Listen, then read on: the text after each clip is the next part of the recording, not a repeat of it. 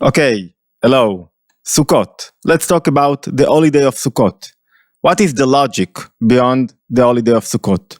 What can we benefit out of it? What can we derive out of it so it will illuminate our everyday life even after the holiday will be finished? How should we get into the holiday and what can we get out of it? That's the question that we asked, because every holiday has a unique light that it brings to our ear, to the new year, and we want to enjoy this light and to understand this light. So what is this light that we are talking about? What is the logic behind Sukkot? So before we start, let me ask you a trivial question, a simple question. Why, after the holiday, after a couple gets married, we are celebrating and dancing and eating? Why? Go home. Like the Corona weddings, you finished, we have been in the chuppah, the wedding took place already. Why should we stay and eat and celebrate and dance and do all together and be happy together? What's the idea of it? Why do we need it? So we said, you're here already, so it's something, it's not enough. It's not enough in order to explain why we invest so much money in the celebration after the wedding. Why? What do we want to get out of it? What's the idea of it? So the idea of celebrating and dancing and enjoying and eating is unity. What does it mean, it's unity? A couple just got married, and we are happy with them because they got united together, and a symbolism, a way to declare, a way to say we are happy with this unity is that we are celebrating and we are all together. And when people eat together, drink together, dance together, that means they are manifesting unity. What do we want to say? A precondition to happiness, to everyday happiness, is finding unity. Whenever you find unity, you will find happiness. Without unity, it's a great idea, very important idea. Without unity, we won't find real happiness, not a short-term happiness. Why? Because what is unity? Unity is that a part of my reality is not separate from your reality. It's mixed together with your reality. A part of it, or all of it. We find combined reality together. You can see it's like in everyday life when someone is happy and in his joy. So he opens his house and he invites people and he brings more to others. And when he's in a mood of is in stress or is judgmental or is busy with himself, you won't see him happy. Why? Because he is separate from others. It's all about himself. He's thinking about himself, about his future, about what's gonna happen to him. So a precondition to any happiness is finding unity in life. It's the truth in time, in space, and in our soul and in our mind. What do I mean? In time, when you think, I should be in another place. I'm wasting my time over here. You won't find happiness in this place. In order to be happy, you must think that I'm in the right place and in the right time. And I'm doing exactly what I need to do. And nobody took from me something that belongs to me. And I didn't sacrifice nothing. I'm doing exactly what I need to do. And this is a very important idea, because without that, I think I should be in another place. I think I should do something else. It's very common in marriage or in relationship that sometimes it's one of the biggest, I think, or the most common reasons to separations. Why? Because you think I should get something else. I should be in a different place. I should have a different couple, a different friend, a different husband, or a different wife, something else. I'm not in my place. And when I think like that, I can never be in a state of happiness. Unity is the condition for happiness. Without that, we will never gain happiness. Happiness is that it's like, I know I'm in the right place, in the right time. I'm doing exactly what I should do, and I'm getting exactly what I need to get and what I deserve. I do not get something that I do not deserve, and I should not be in another place. And it's also true in my power, in my traits, in my inner powers, in the powers that we have a soul and we have a body, and the soul animates the body with its powers, and it has different powers, powers like mind, understanding, feelings, emotions. And when I have one emotion that conquer me, like when I'm angry, what other powers in my soul does not work when I'm in a state of anger or in a state of stress or in a state of I have different desires that I cannot handle? My mind. When I'm angry, my mind does not work. Why? Because the emotion of being angry control me now, and my mind is too weak in order to navigate my emotions. So when I do not have unity, that means that one emotions give place to another emotions. It's not only that I love, and I know also to give reverence, to give heart, to understand someone else. When I love, it's all about me. I love, I'm in the center. When I have yir'ah, reverence, when I have heart to someone else, it means that I know how to take one step backward in order to appreciate someone else, in order to see him, not the image that I want him to be. So without unity, there is no happiness. And unity in the soul, it's the source to happiness and to strength and to healthiness. Without that, we will never be healthy. That's the story of Sukkot. What happened until now? In Sukkot, we manifest, we discover the unity in our reality. What happened until now? In Rosh Hashanah, in the first day of Tishrei, that we celebrate 15 days ago, now maybe 13 days ago, in Rosh Hashanah, we said it's like the Creator said, God said, maybe I don't want this world anymore. Maybe I stop creating. Well, maybe I don't want it anymore. I created people that I want them to build for me a house. I want them to think about me. I want a relationship.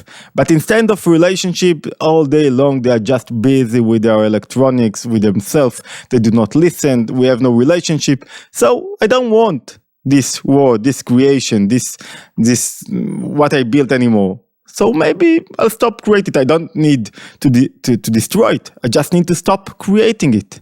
And then in Rosh Hashanah, we ask him, we are trying to make his will, to make him want it again, to make him want the relationship again. How do we do that? We blow the shofar, we pray, etc., etc. And he is listening to us. It's like a wife that says to her husband, I don't want you anymore. Enough is enough. I cannot handle you anymore. Take yourself. Let's separate. We cannot live together anymore. And he is begging for her. And he is asking her, give me another chance. At the end, on Rosh Hashanah, the Creator is saying, the God is saying, okay, I do. You have another chance. Let's do it. And it's like, in another way to understand it, it's like he's saying, okay, I'm ready to remarry. I'm ready to marry again, to make the relationship again. Okay, I give you another year. And then in Yom Kippur, he says, okay, there is one problem. What is the problem? You show you weren't loyal. And it's very hard to overcome when somebody manifests unloyalty, when somebody is destroying the relationship and then he wants to get back. What is Yom Kippur? Yom Kippur, the idea of Yom Kippur, it's like, now we are getting back. The Alter Rebbe is saying like that, I want to see you as we were at the beginning, like there were no separation. I want to see you in your beauty. There is no damage. Sometimes when you manifest unloyalty in the relationship, it's very hard to overcome it. When someone is, hanging around and is doing foolish things, it's very hard to overcome that. So how the Creator can overcome, how God can overcome what happened? He got a decision. You got a new year.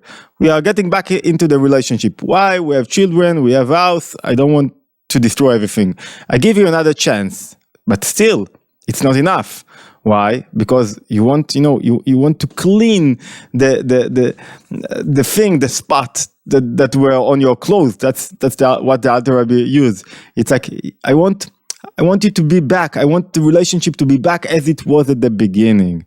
I want to be clean. I want you not to see me as the one that did foolish things. So on Yom Kippur, he decided that.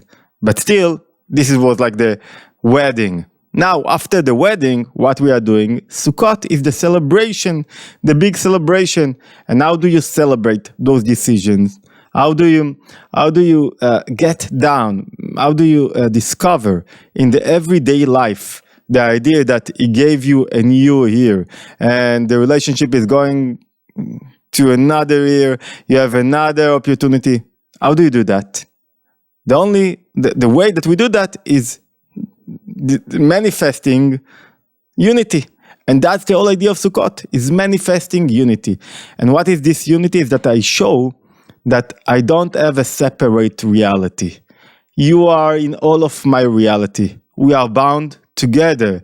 It's like, and we are bound together and we are connected together. On Rosh Hashanah, we decided to coronate God. What does it mean to coronate God? Not only to do whatever he likes or he commands us. Coronate is that I do not have a separate reality. My reality is connected to your reality. I don't have an independent reality. We have oneness. We have only one reality. And the big question is, how do we get this kind of reality? What should we do? And if we'll penetrate into the commandments, to the mitzvahs, to the two of the mitzvahs of Sukkot, two of them shows us two kinds of unity that we can get in order to achieve happiness in our everyday life. And those two kinds of unity are, you can find them in the sukkah, in building the sukkah, and in taking the four kinds, the etrog, kapot marim, adas, arava, citron, palm branch, three mitris, and two willows. Those four spices that we take together and we bound them together. What does it mean? Our sages says like that. In the Torah, it is written that on the first day, one should take pri etz adar. It's like to take the palm tree, and it is written why? Why it is written in the first day? One should take the pri etz adar, the palm tree. Why you should do that in the citron? Sorry, why you should take the citron in the first day? What's the idea of taking the pri etz adar? And the answer is that there is a difference between the unity of the sukkah and the unity of the four kinds that we just mentioned. What is the difference between the two of them? The difference is like that. The sukkah, we all together, all Israel are ready to live together, to be together under one sukkah. And it is like we are saying, we are declaring that there is nothing special in me that you do not have. We are all bound together. There is a unity in the deepest point. We are all one. And we are all one. I am not different from you. This is one kind of unity. It's like showing my inner side. And in this aspect of my inner side, it doesn't matter if you are a big rabbi, or if you are rich, or if you are poor, it doesn't matter. We all sit together. Whoever sat at 770 in Eastern Parkway, New York, can see that there are times that everyone sits together. There could be a rich person that worth millions and a poor guy, a rabbi that learned so much. He's, a real smart person and a person that knows nothing, and they are all one. There is oneness. So there is one kind of oneness that you are not special, and there is another kind of oneness which is I am unique. This is the oneness of the four kinds, of the four spices, four varieties. Each one of them indicates on a different kind of a person in Israel. And it's like indicates that each one of us has something very special. And when I take my speciality, what I am unique in, and I bring this uniqueness to the table, now it's a different kind of unity. There is an explanation of the Lubavitcher Rebbe that explains what are the different kind of unity in our daily work. In our daily work in order to achieve happiness. So the first unity, it's a unity that a person is bounding himself, is accepting the yoke of Torah, the yoke of the ideal, the yoke of believing, is accepting the yoke, is nullifying himself. He does not see himself as something important, but why? Without, just like that, because he accepted the decision.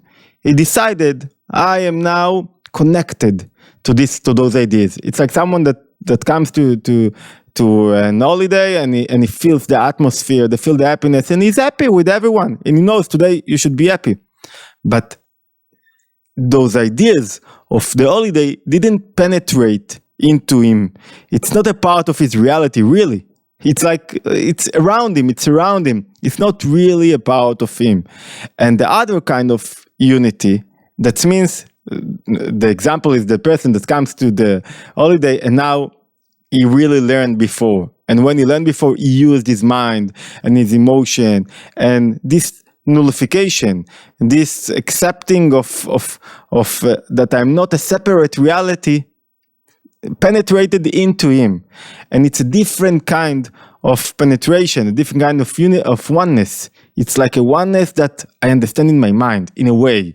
So I take my reality, I understand why I'm not a different reality, even though, let me rephrase it. One kind of oneness, it's like, I know everything is separate in this world, but still, even though I know, I'm looking for the oneness.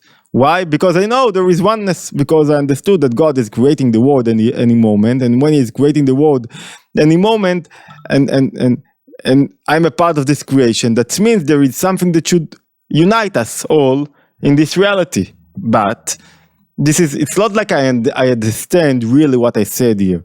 I know it works like that. I believe in it. And when I believe in it, it's like my work is to nullify myself, to accept the yoke of oneness. Another way of unity is that I really am learning. I'm learning what is Hear Israel, Shema Israel, oh, hear Israel, God is our Lord, God is one. I'm hearing, it's like I'm trying to understand it, I'm learning. And the second part of the Tanya, Sha'ar HaYichud VeHaEmunah, I think one of the most important parts that anyone should learn, because it helps you to understand the relationship between the human being and God. And not only that, to understand not only the relationship, but how all the separate things in our reality are really one. And he's trying to learn, to understand the logic behind it. How could it happen? And he's trying to find answers.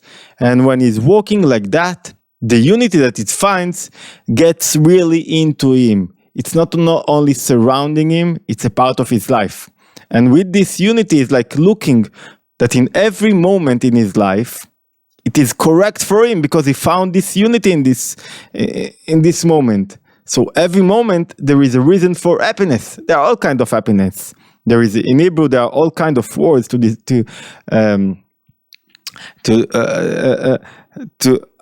explain what is the happiness that you are now feeling.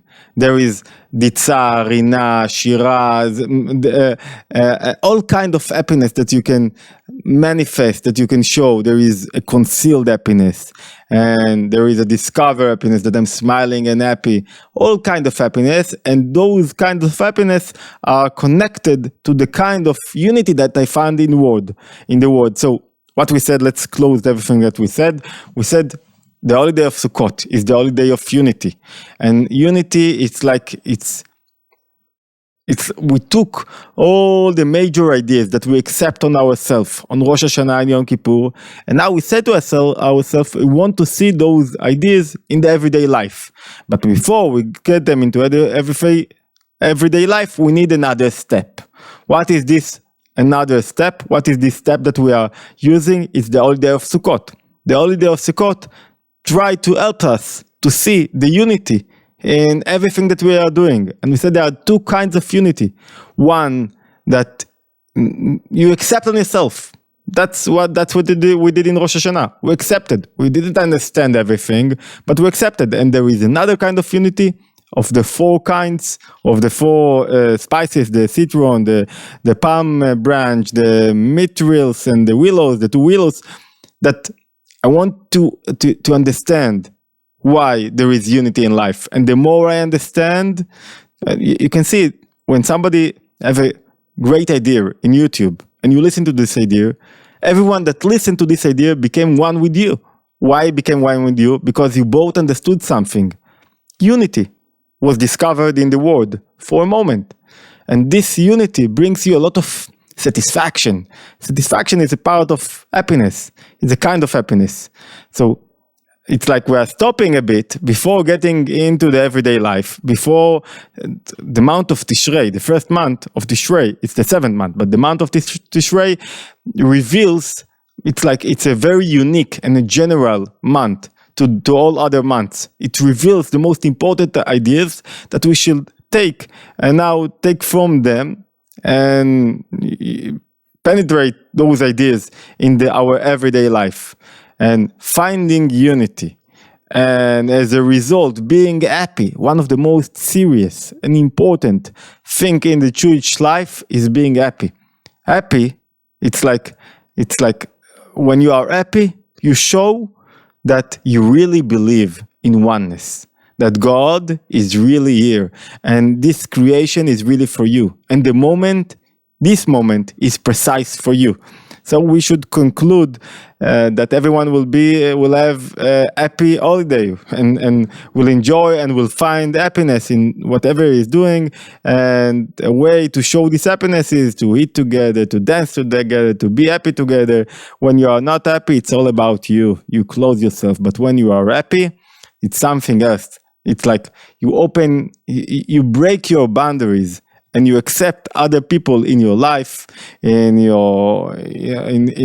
what you eat, in everything you have. You are more generous. You break your emotions, your measurements, the way what is enlightening in you, and you are being a different person. So have a wonderful holiday. We really hope to start uploading more videos and to translate the videos in Hebrew. We have a successful channel in Hebrew. We hope to succeed, and we didn't do that. I thought to do that.